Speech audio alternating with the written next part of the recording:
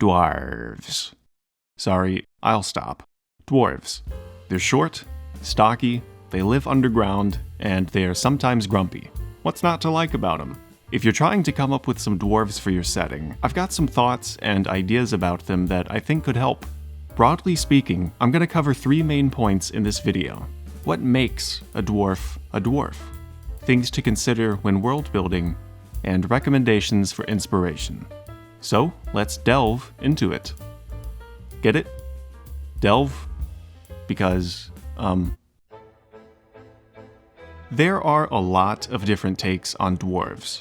The Lord of the Rings, Warhammer Fantasy, World of Warcraft, Deep Rock Galactic, The Elder Scrolls, kind of, and of course D&D's Forgotten Realms and other campaign settings. And those are just the tip of the dwarf iceberg. But let's take a quick moment and go over where the idea of dwarves came from so we know what the root of all of this is. Let me just preface this really quickly with the fact that I'm not a historian or a mythologist, so this is just gonna be surface level stuff. Anyways, obviously the main inspiration that our present interpretations of dwarves comes from is J.R.R. Tolkien's The Lord of the Rings. But where did he get inspiration from? Well, primarily from Old Germanic folklore, more specifically Norse mythology. In that mythos, dwarves are called this word, but they're also sometimes called these words. I'm not gonna try to pronounce them. Dver, as the mythology goes, dwarves are these supernatural-ish beings that are kind of like humans, but not really. The earlier tales and sagas seem to be very vague about what they actually look like, but the later ones concentrate more on them being somewhat human-like and short. They're regarded as masterful craftsmen, creating weapons for the gods such as Mjolnir for Thor, or Gungnir for Odin, along with a lot of other things. They're skilled at metalworking, stonework, and even jewelry crafting, seemingly the best craftsmen across the board. They also lived in stones and caves and under mountains. Another notable aspect of these dwarves is their greed. There is the story of Fafnir, a dwarf who killed his father to steal their cursed treasure and was consumed by greed, transforming into a dragon. So, if you're even a little bit familiar with The Lord of the Rings, you can probably see the inspiration. Tolkien made some adjustments like giving them beards, making them less hostile and trickstery, but also making them much more of a people of civilization instead of a fairy-like being. From there, a lot of dwarves in fiction are now derivative of that depiction. Not all of them, but when you think of a fantasy dwarf, especially for D&D, they're probably similar to what Tolkien created. That brings us to the now dwarves. Let's talk about some common traits and similarities across fiction. In my opinion, baseline, dwarves are short and arguably stocky. If you're doing your own take on dwarves and they have all the other traits, but they're not short, call them something else, because that's not a dwarf. If you're going to call something by a specific name like dwarf, or dragon, or, I don't know, river, at least give it some of the primary characteristics. Otherwise, you're just making up something new. It would be like if I said, yeah, my dragons are a little bit different. They're mammals instead of reptiles, so they have fur, and they don't have wings or breathe fire, but they do have floppy ears. Also, they're very friendly. You get the idea. So again, short and stocky, that's the baseline that I think almost everyone can agree is a dwarf. But after that, things can get subjective. A lot of the time, dwarves are depicted with big beards, being stout and durable, and being heavy drinkers. They also commonly live in mountain strongholds, or caverns, or at the very least, near a mountain or a big cave.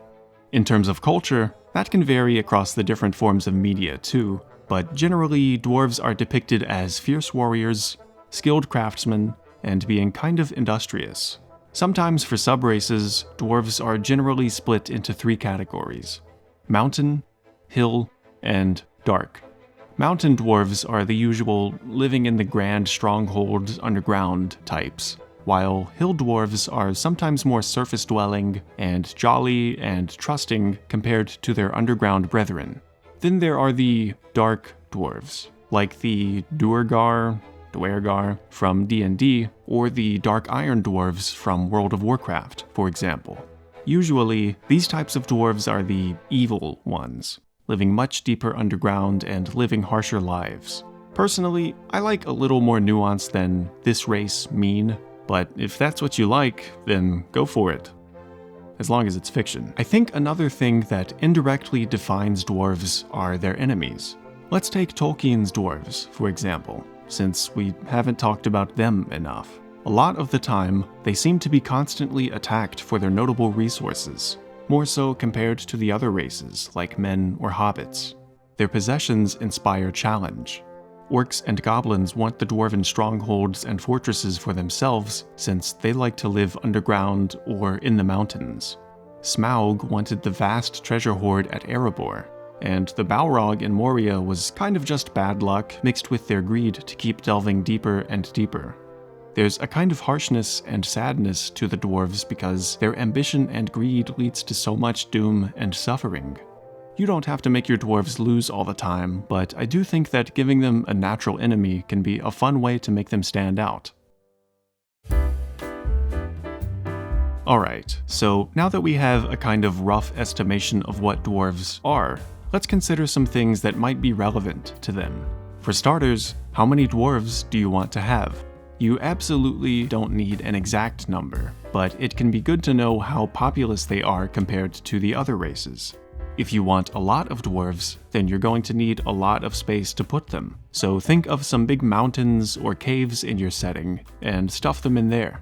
You could have most of them gathered in one giant setting, like a massive dwarven stronghold under a mountain, like Erebor from The Hobbit, or you could have them in smaller pockets, scattered around the hills and mountains. In terms of governments, personally, I think you basically have the same creative freedoms that you would have when world building humans. You can make a republic, a kingdom, an empire, anything you want. Though an idea I just thought of would be to consider a meritocracy, since craftsmanship is so highly regarded among the traditional dwarves. The most skilled craftsman could hold the most political power. Food for thought. Keeping in the political sphere, how do your dwarves view other races and groups? How are the dwarves viewed by those other races and groups? Since dwarves usually live in or under the mountains, are they reclusive and isolationists, or do they have open borders with their friends and allies? Another thing to consider is how you want to balance magic versus technology. How do your dwarf cultures view magic? Are they more technology or industrial based, and therefore scoff at the idea of magic? Or would they use magic to even further and enhance what they have? Maybe that could be a contentious subject among the dwarves that inspires some interesting plots. Some want to embrace the arcane powers, while others prefer a more traditional technology-based society. Lastly, do all of your dwarves worship the same god or gods? Do different dwarves from different regions and cultures worship separate gods? If you're going with the traditional themes of mountains and craftsmanship and treasure, blah blah blah, consider making a religion for those aspects, since that's what their culture is all about. Or if you already have those kinds of religions established in your setting, have the dwarves follow those. Obviously, those aren't all of the things to consider, but I think answering most of those will put you in a pretty solid starting position, and you can expand from there as you get more ideas. So, where should you look to for inspiration? Well, look for inspiration in real life and fiction. Think about which aspects of dwarves you like or don't like, and find a way to embellish or enhance them. Though before I start giving recommendations, in my opinion, the baseline cookie-cutter stock dwarf that you think of is already such a good base that you don't have to get too crazy or outlandish to make them stand out. Those dwarves are tried and true, and if you deviate too much and take away too many of those characteristics, they stop being dwarves.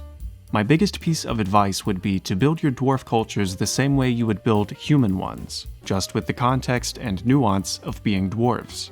Let them have some of those baseline traits like living underground, being skilled craftsmen, having big beards and being stubborn, and then sprinkle your own unique seasoning onto them. Anyways, back to the recommendations. For fiction, there are tons of options to pick from. I'm not going to name all of them, but I'll put a bunch up on the screen, so feel free to pause and pick through any of them that you're not familiar with. I haven't looked at all of these myself, but I searched around and the dwarves from these picks seem to be looked on pretty favorably by their fans. You can also get ideas from non-dwarf cultures in other fiction too, so feel free to add things inspired by whatever those different forms of media might be.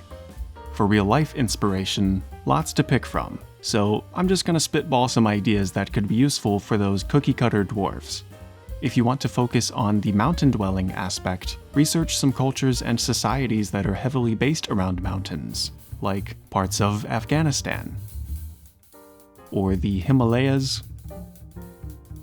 or even places like Machu Picchu. If you really want to get into it, research how those societies are able to survive. Figure out how they're able to get their resources and what challenges they might face by living in that kind of terrain. If you want some ideas for the craftsmanship aspect, that's a little tricky to nail down because it really depends on how advanced the civilizations in your world are. But for the sake of simplicity, let's just assume it's the usual medieval, Renaissance-ish kind of era.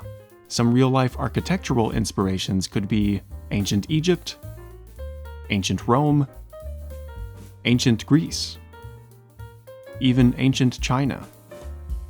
I guess basically any ancient civilization that used big rocks. So, that's dwarves, or at least a basic intro to dwarves.